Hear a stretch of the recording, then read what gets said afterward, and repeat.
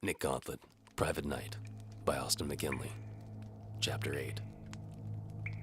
I stand between the bishop's men and Galena. Your skill at mixing metaphor is undiminished, Bismuth, I say. I don't have it! Galena cries. I blew it up. Just ask Nick. Afraid I can't take either of your words for it, leers Bismuth. You're wanted outlaws. I'm gonna have to search you. Nick, your things. Galena gestures towards her saddlebag. I rush for it as the men encircle me. I reach in, find my short sword and collapsible crossbow. I spring the crossbow and observe her repair job. I turn to Bismuth with a wide grin. Now then. Bismuth lunges, fires his crossbow. I whip my short sword up to block it. The bolt glances off and hits one of Bismuth's men. He screams. Bismuth and I meet in the middle and fight fist to fist, blade to bow. Don't be an idiot, Nick, says Bismuth. You're not defending an innocent. Hell, she's not even a lady. She killed your friend. She paid me to beat you and leave you in an alley. Sorry about that, by the way, Galena says to me. You wanted me dead, I tell her. You'd have blown me up. Like she blew up the blacksmith, says Bismuth. The fight ranges out of the cave, into the forest. We circle the wooded glen outside the cave mouth.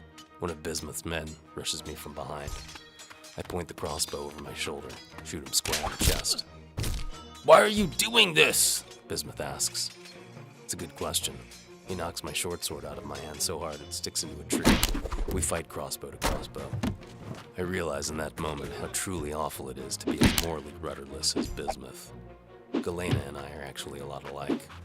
Betrayed, shattered by forces beyond our control, and acting out against the world. You remember the code, I tell him. The weak defend with valor, the lady serve with chastity. What does that even mean? Asks Bismuth. Means it doesn't matter which of us is right, says I. You have to maintain your principles. I land a solid blow. Or maybe I just don't want you to have her. What? Asks Galena, shocked. Bismuth knocks me down. I lay there dazed as Bismuth reloads his crossbow. Nick! Cries Galena. I roll to avoid the shot. One of Bismuth's men grabs Galena, who's still tied up, throws her over the saddle of her own horse and jumps on. Nick! She shouts again. Galena, no! I roll to my feet and try to rush after them, but Bismuth blocks me and drives me into a tree with a crushing blow. The same tree my short sword is in. You're not a knight anymore, Nick, he tells me. What does it mean to be a knight? I ask. Is it the right to bear arms? The power to met justice? Or is it a meaningless title to justify a killer? Get over it, he says. Side with us. I'd sooner join the Saracens, says I. I pull my short sword from the tree and fight as never before. My dance with Bismuth whirling and deadly. My first clue something's not right is the fighting style. The French even fight like sissies. Feather touch, they call it.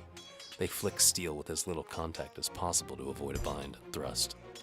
Same thing they do with their tongues, incidentally. I finally land a blow, knock Bismuth's helmet off. Merde!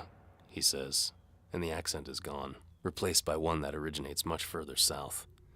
Bismuth staggers back, falls, a look of shock on his clearly Frankish face. What was that? Stammers Bismuth. What the hell did you just say? One of his men asks. I think he said, merde, says another. You're not even English? I ask Bismuth. Are you? I point my crossbow. Talk. What? Sputters Bismuth. Of course I am. Don't be preposterous. Preposterous? Says the second man. What's he talking about? Asks the third. He's one of Philip's court, says I. How'd you get Wismouth, anyway? Trade for lands in Normandy? A little louder, for the benefit of his men, I say. I'd never even have considered joining you if I'd known that. Bismuth's men grumble. It was good enough for your King Richard, cries Bismuth. He was French, too, protests from the men. Funny how that works, isn't it, says I. A little shine sticks to a king and he can do no wrong. People love a winner. But what were you doing during the crusade? Stabbing Richard's back as part of some French land grab? The men laugh. I'm not fighting for this fancy frocked pretender, says the second man. I'm leaving. He does. The other men laugh and join him. Bismuth finds himself alone and backs away from me. You'll pay for this! He turns and runs. Go put your tongue in something, you dirty bastard. I shout after him. I chuckle, turn, and chase down the path after Galena. The Lady of the Lake's shoulder to shoulder with angry townspeople all talking at once. The crowd quiets as Cadmia stands on a bar stool. You saw what they tried to do today, she says. What we, in our weakness, almost let them do? We're not worth a damn to the Duke except as figures in his alchemical equations. Yeah, say the townspeople. I saw Nick and Marcus in here all the time. We all did. And I don't give a damn what they did on Crusade. Shouts of agreement. He said to me once, Cadmia continues, you can't count on counts to come to your defense. All you can count on is yourself, your wits, and your will. Murmurs of assent. That's the man they tried to kill today. Not a failed knight, but a symbol of a failed system that tried to kill him, because he spoke out against it. Nick's a fighter, but he's not a murderer. The Duke tried to kill Nick to take our minds off his own guilt. Louder shouts of agreement. Are we going to stand for this? She cries. No! Shouts a townsperson. Are we going to let them fleece us like a flock of sheep? Asks she. Shouts of, no! No! She takes her father's broadsword down from above the bar. Or are we going to fight? Yes! Shouts another. I say we fight! Cadmia pumps the broadsword above her head. The townspeople cheer their assent. I say we fight back, just like... I stagger out of the woods and into a meadow, breathing hard, my crossbow and short sword held limp. Hold it, says Raelgar. I stop, see Saltpeter, Raelgar, and Calomel, with Bismuth's henchman and Galena in chains. The sheriff's men surround me and march me to where others stand beneath a spreading oak tree by a carved granite standing stone. The sky is gray and malleable as a pewter mug, so close a man could crush it underfoot if he could find the right angle. Right where you said he'd be, says Calomel to Raelgar. Bringing up the rear. May have overestimated me, says I. But you're not alone. Never thought I'd see the three of you on the same side. Only thing crossing those sanctuary stones tonight will be your corpse if you cross me, Gauntlet, snarls Bishop Saltpeter. Where is it? She doesn't have it, says I. You set me up? Galena asks. That was the plan, I tell her. I thought you owed me one, she protests. Until we take Marcus into account, I rebut. I helped you escape, she insists.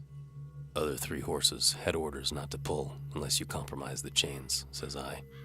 You'd be guilty if you did, the way I figured it. That's hardly fair, Galena cries. Marcus cheated on me with antimony. They did it together. Crime of passion, I understand, says I. But fair's a marketplace on feast day, Galena. A lot of cheating there, too. Antimony deserves as much, but that won't happen. Don't listen to him, child, Saltpeter coos. Just give me the brazen head and all will be forgiven. She can't, I say. It's destroyed. Ascended, if you will. It resides in the spirit world, just like your credibility. My good name, Saltpeter says, is not for a man like you to impugn. To Galena, he says, is this true? We all gape in surprise when a grating, metallic voice from her skirt says, Not completely. What's that? asks Saltpeter. Galena slips the palm-sized brass skull from a hidden pouch in her skirts, holds it up to us. Gears whir and chemicals bubble. You had it mostly right, she tells me. But the one that killed Marcus was a copy. This is the original. Galena looks at me, tears in her eyes. You can't become part of another element without losing a part of yourself, she says, and hurls it at the ground. No! Cries Saltpeter. It goes off like a grenade, knocks us all from her feet. Galena drops her shackles, eaten through by acid, and runs. The sheriff's men chase her down. She almost evades them, but one tackles her. No! No! She was across the stones, Saltpeter cries as they drag her back to the group. She's mine.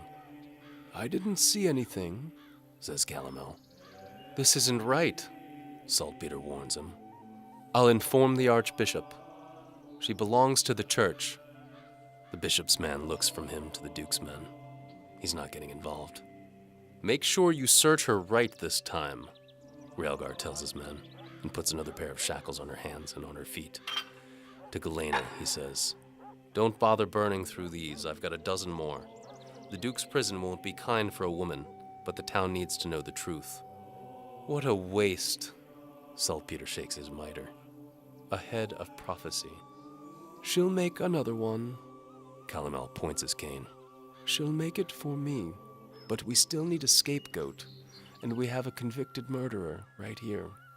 All eyes turn to me, No, says Galena. The saying is, Calomel tells her. in order to create something of equal value must be lost. my lord. Says Raelgar. He did his part. He found the real murderer. You'll do your duty, Sheriff, Calomel says. or you'll die where you stand. Raelgar looks at his men. We both know they won't back him against the Duke over a loser like me. It's okay, Raelgar, I tell him. What you gotta do. I will. Raelgar nods to Saltpeter. But this churchman has witnessed my protest. Shut up and shackle him. Says Calomel.